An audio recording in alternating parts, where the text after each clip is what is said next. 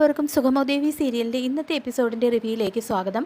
അങ്ങനെ ശാരികയ്ക്കാണെങ്കിൽ തനിക്ക് എന്ത് സംഭവിച്ചാലും കുഴപ്പമില്ല, തൻ്റെ ചേച്ചിയുടെ ജീവിതം സേഫായി കാണണം എന്ന് മാത്രമാണ് ആഗ്രഹിക്കുന്നത്. അങ്ങനെ ശാരിക വളരെ ബുദ്ധിപൂർവ്വമായിട്ടുള്ളൊരു നീക്കമാണ് നടത്തുന്നത്. കെവിനെ നേരിൽ കാണാനായിട്ട് പോകുന്ന ശാരിക കെവിനോട് കൂടുതൽ അടുക്കുകയും കെവിൻ്റെ വിശ്വാസം നേടിയെടുക്കുകയും ചെയ്യുന്നു. എന്നാൽ ശാരികയുടെ യഥാർത്ഥ ലക്ഷ്യം പ്രണയമല്ല, കെവിൻ്റെ മനസ്സിലുള്ള രഹസ്യങ്ങൾ പുറത്തു കൊണ്ടുവരിക എന്നതാണ് ശാരികയുടെ ഉദ്ദേശം. അതിലേറ്റവും ശ്രദ്ധേയമായിട്ടുള്ളൊരു കാര്യം, ഈ പദ്ധതി ശാരിക ദേവികയോട് പോലും പറഞ്ഞിട്ടില്ല എന്നുള്ളതാണ്. കാരണം ദേവികയ്ക്ക് ഇതറിഞ്ഞാൽ അവളെ പേടിക്കുകയും ശാരികയെ ഇതിൽ നിന്നും പിന്തിരിപ്പിക്കാൻ ശ്രമിക്കുകയും ചെയ്യും എന്നുള്ള കാര്യം ശാരികയ്ക്ക് നന്നായിട്ട് അറിയാം. കെവിനാണെങ്കിൽ ഇപ്പോൾ ശാരികയുടെ സ്നേഹത്തിൽ പൂർണ്ണമായിട്ടും വീണു പോയിരിക്കുകയാണ്. അതുകൊണ്ട് തന്നെ കെവിൻ പല കാര്യങ്ങളും അറിയാതെ തന്നെ തുറന്നു പറയാനും തുടങ്ങുന്നു. സംസാരത്തിനിടയിൽ ഋഷിയുടെ കൊലപാതകയെക്കുറിച്ചുള്ള ചർച്ചയും ഉണ്ടാവുന്നുണ്ട്. കെവിൻ ഇപ്പോഴും നന്ദൻ മാത്രമാണ് കുറ്റവാളി എന്ന് സ്ഥാപിക്കാനായിട്ട് ശ്രമിക്കുമ്പോൾ ശാരിക വളരെ കൃത്യമായിട്ടുള്ള മറുപടി നൽകുന്നുണ്ട്. ഒരാൾക്ക് മാത്രമായി ഇത്ര വലിയൊരു കുറ്റകൃത്യം ചെയ്യാൻ സാധിക്കില്ലെന്നും ഇതിന് പിന്നിൽ ഒരു സംഘം ഉണ്ടാകുമെന്നും ശാരിക പറയുന്നുണ്ട്. ആ വാക്കുകൾ കേൾക്കുമ്പോൾ തന്നെ കെവിൻ്റെ മുഖത്തുണ്ടാകുന്ന പേടിയും പരിഭ്രാന്തിയും ഒക്കെ ശാരിക സൂക്ഷ്മമായിട്ട് ശ്രദ്ധിക്കുന്നുണ്ട്. അപ്പോഴാണ് ശാരികയ്ക്ക് പല സത്യങ്ങളും മനസ്സിലാക്കുന്നത്. നന്ദനെ കൊടുക്കാൻ കെവിനും ഇസബെല്ലയും ചേർന്നാണ് പദ്ധതിയിട്ടിട്ടുള്ളത് എന്നുള്ളൊരു സംശയം ഇപ്പോൾ കൂടുതൽ ശക്തമാകുന്നുണ്ട്. കെവിൻ്റെ പെരുമാറ്റത്തിൽ നിന്ന് തന്നെ ശാരികയ്ക്ക് പല തെളിവുകളും ലഭിക്കുന്നു. ഇതേസമയം കെവിനാണെങ്കിൽ പിന്നീട് ഇസബെല്ലയെ കാണാനായിട്ട് പോകുന്നുണ്ട്.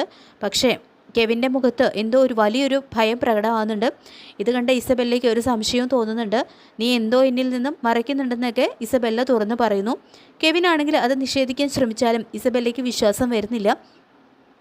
തുടർന്ന് വളരെ കടുത്ത ഭാഷയിൽ തന്നെയാണ് ഇസബെല്ല കെവിന് മുന്നറിയിപ്പ് നൽകുന്നത്. ഇതുവരെ നിന്നെ വിശ്വസിച്ചാണ് കൂടെ നിർത്തിയതെന്നും ഇനി ചതിച്ചു കഴിഞ്ഞാൽ വെറുതെ വിടില്ല എന്നും ഇസബെല്ല പറയുന്നു. തൻ്റെ ലക്ഷ്യം നേടാൻ എന്തും ചെയ്യാൻ തയ്യാറാണെന്നും വഴിയിൽ നിൽക്കുന്ന ആരെയും ഇല്ലാതാക്കാൻ മടിക്കില്ലെന്നും ഇസബെല്ല വ്യക്തമാക്കുന്നുണ്ട്. നന്ദൻ്റെ കാര്യത്തിൽ സംഭവിച്ചതുപോലെ നിൻ്റെയും അവസ്ഥ ആകാമെന്ന ഇസബെല്ലയുടെ വാക്കുകൾ കേട്ട് കെവിനാണെങ്കിലും ഞെട്ടിപ്പോകുന്നുണ്ട്. കെവിൻ അതിന് മറുപടിയായിട്ട് ഇതുവരെ നിൻ്റെ എല്ലാ കാര്യങ്ങൾക്കും ഒപ്പം നിന്നത് ഞാനാണെന്ന് ഓർമ്മിപ്പിക്കുമ്പോൾ ഇസബെല്ലയുടെ നിലപാടിൽ ഒരു മാറ്റവും കാണുന്നില്ല. ഇസബെല്ലയ്ക്ക് ഇപ്പോൾ പ്രധാനമായിട്ടുള്ളത് സ്വന്തം ലക്ഷ്യം തന്നെയാണ്. അതിനു വേണ്ടിയിട്ട് ആരെയും വകവരുത്താൻ അവൾ തയ്യാറാകും എന്നുള്ളൊരു സൂചന തന്നെയാണ് ഇസബെല്ല നൽകുന്നത്. അങ്ങനെ ഇസബെല്ലയുടെ ആ ഭാവമാറ്റത്തിൽ കെവിൻ വല്ലാതെ തന്നെ പേടി പിടിക്കുന്നുണ്ട് കെവിന്. കാരണം ഋഷിയുടെ കാര്യത്തിൽ നന്ദനെ ഇസബെല്ല ട്രാപ്പിൽപ്പെടുത്തിയതാണ് എന്നുള്ള കാര്യം കെവിന് നന്നായിട്ട് അറിയാം. അതുപോലെ തന്നെ ഇസബെല്ലയെ ചൊടിപ്പിച്ചു കഴിഞ്ഞാൽ തനിക്കും എന്തെങ്കിലും നന്ദനെ പോലെ ഒരവസ്ഥ വരുമോ, ഇതിനേക്കാളൊക്കെ ഉപരി തനിക്ക് ശാരികയെ നഷ്ടപ്പെടുമോ എന്നുള്ളൊരു പേടി തന്നെയാണ് കെവിനെ അലട്ടുന്നത്. പിന്നീട് ദേവിക മുരളിയുടെ വീട്ടിലേക്ക് പോകുന്നുണ്ട്. അവിടെ എത്തി ഇതുവരെ മറിഞ്ഞു കിടന്നിരുന്ന പല സത്യങ്ങളും ദേവിക എല്ലാവരുടെയും മുന്നിൽ തുറന്നു പറയുന്നു. അങ്ങനെ നന്ദൻ്റെ കാര്യം കേട്ട് അവരെല്ലാവരും ഞെട്ടലാവുന്നുണ്ട്. പെട്ടെന്ന് എപ്പോഴും പ്രഭകുഞ്ഞ് എന്ന് പറഞ്ഞ് പിന്തുണച്ചിരുന്ന ഭാർഗവിക്ക് പോലും ഒന്നും പറയാനാകാത്ത ഒരവസ്ഥയാണ് ഉണ്ടാവുന്നത്.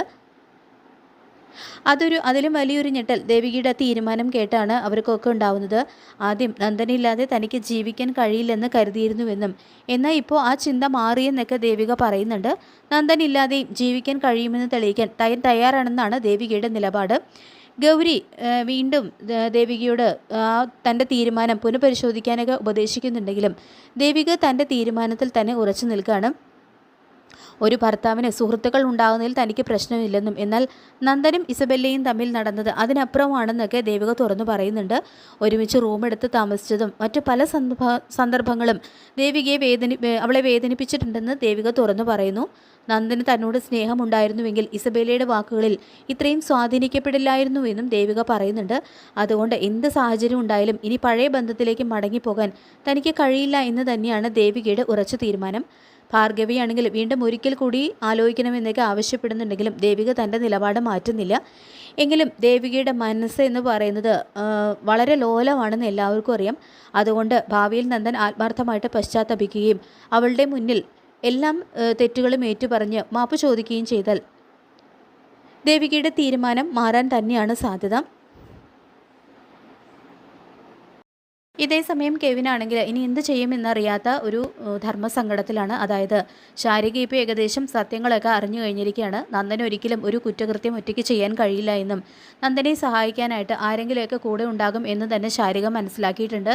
ഇനി അത് അന്വേഷണം വന്നു കഴിഞ്ഞാൽ താനും ഇസബെല്ലയുമാണ് നന്ദനെ സഹായിക്കാനുണ്ടായിരുന്നത് എന്നറിഞ്ഞു കഴിഞ്ഞാൽ ശാരിക തന്നെ വെറുക്കും എന്നുള്ള കാര്യം ഉറപ്പാണ്.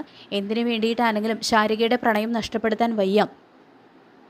അതുകൊണ്ട് തന്നെ ഈ ഒളിച്ചുകളി ഇനി ഒരിക്കലും തുടരാൻ വയ്യ. താനിപ്പോൾ ഏറ്റവും വിലമതിക്കാനാവാത്തതായിട്ട് കരുതുന്നത് ശാരികയുടെ ആ സ്നേഹമാണ്. എന്തിനു വേണ്ടിയും അവളെ നഷ്ടപ്പെടാനായിട്ട് കെവിന് ഒരുക്കമല്ല. അതുകൊണ്ട് തന്നെ ഇതിങ്ങനെ പോയാൽ ശരിയാവില്ല.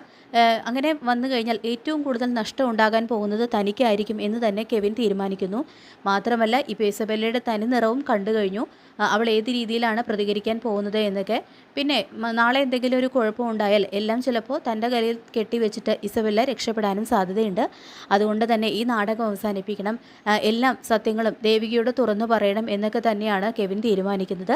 അപ്പോൾ നമുക്ക് കാത്തിരിക്കാം സുഖമോദേവി സീരിയലിൻ്റെ കിടിലൻ എപ്പിസോഡിനായിട്ട്. ഈ റിവ്യൂ ഇഷ്ടപ്പെട്ടെങ്കിൽ ലൈക്ക് ചെയ്യുക, ചാനൽ കൂടി ഒന്ന് സബ്സ്ക്രൈബ് ചെയ്ത് സപ്പോർട്ട് ചെയ്യുക. താങ്ക്